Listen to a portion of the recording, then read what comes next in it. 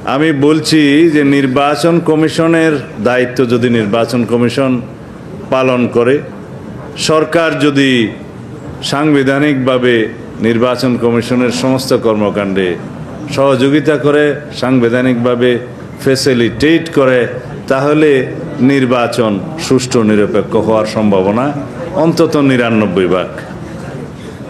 এই বিষয়গুলো মীমাংসিত এই অন্তর্বর্তীকালীন সরকারের অধীনে এবং বর্তমান নবগঠিত নির্বাচন কমিশনের অধীনেই আগামী সুষ্ঠু নিরপেক্ষ নির্বাচন হবে বলে আমরা বিশ্বাস করি। এই জাতীয় ঐক্য ফ্যাসিবাদের বিরুদ্ধে যারাই অংশগ্রহণ করেছে সবাইকে মিলেই সেই জাতীয় ঐক্য টিকে রাখতে হবে।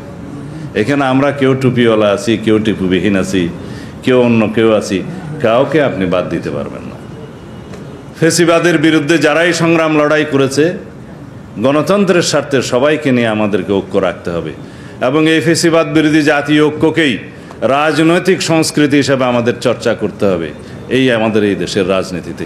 তাহলেই পরে ফ্যাসিবাদের বিরুদ্ধে আদর্শিক আমাদের রাজনীতিটা প্রতিষ্ঠিত হবে। আমাদের রাজনৈতিক ফিলোসফি হবে এই দেশে যাতে আর কোনোদিন কনস্টিটিউশনাল ফোয়ারার, সাংবিধানিক ফোয়ারার এবং সংসদীয় এখন একতন্ত্র প্রতিষ্ঠিত না হয়। সেটাই হবে আমাদের ঐক্যের মূল ভিত্তি। পৃথিবীর বহু বিপ্লব হাতছাড়া হয়ে গেছে পরবর্তীতে নিজেদের মধ্যে অনৈক্যের কারণে, জাতীয় বিভক্তির কারণে। মিশরে হয়েছে, তিউনিসিয়া হয়নি, অন্য দেশে হয়েছে, আরেক দেশে হয়নি। আমাদের এখানে যে ব্যাহত হয়ে যাবে না তার কোনো সম্ভাবনা কি আছে? যেহেতু পতিত স্বৈরাচার প্রচুর পুঁজি নিয়ে একটি দেশে বসে আছে, অপারেট করছে, ভাষণ দিচ্ছে, আমাদের এই যে ইয়াং ছেলেপিলেরা রিয়্যাক্ট করছে।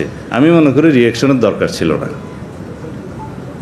সেহেতু তার একটা তৎপরতা থাকবে বাংলাদেশের মধ্যে আমাদের মধ্যে অনৈক্য সৃষ্টি করার, তার একটা তৎপরতা থাকবে বাংলাদেশের মধ্যে অস্থিরতা সৃষ্টি করার এবং সেটার ফায়দা তারা নেয়ার।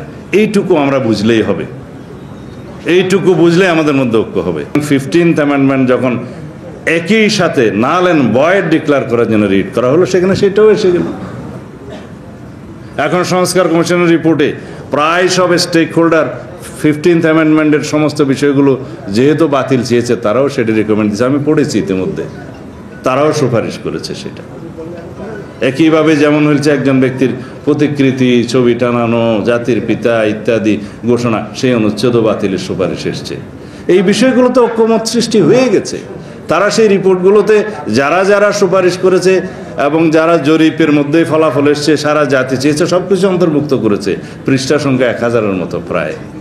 সুতরাং জাতিতে একটা ঐক্যমত্য এসছে অনেকগুলো বিষয়ে। যে বিষয়গুলো আমাদের এখন ঐক্যমত্য আসে নাই, সেগুলো নিয়ে আলোচনা করে অনেকগুলো বিষয়তে গ্রেটার কনসেনসাস সৃষ্টি করতে হবে এবং সেগুলো বাস্তবায়ন করতে হবে স্বল্প, মধ্য এবং দীর্ঘমেয়াদে। এবং সেজন্য অতি অবশ্যই দরকার একটি নির্বাচন এবং নির্বাচিত সংসদে সেটা আলোচনার মধ্য দিয়ে সংবিধানে সেগুলো সংশোধিত হতে পারে। আর একটি বিষয় মীমাংসিত, আমরা এখন সংবিধান পুনর্লিখনের মধ্যে আর কেউ নাই, সেই কথা এখন আর কেউ বলছে না। বলছে যত বেশি সংশোধনী প্রয়োজন সংশোধনী আনুন, সেটাতে আসছে। এখন আর সেকেন্ড রিপাবলিকের মধ্যে কেউ নাই, সবাই বুঝে এসছে যে এই রিপাবলিককেই আপনারা সংস্কার করুন।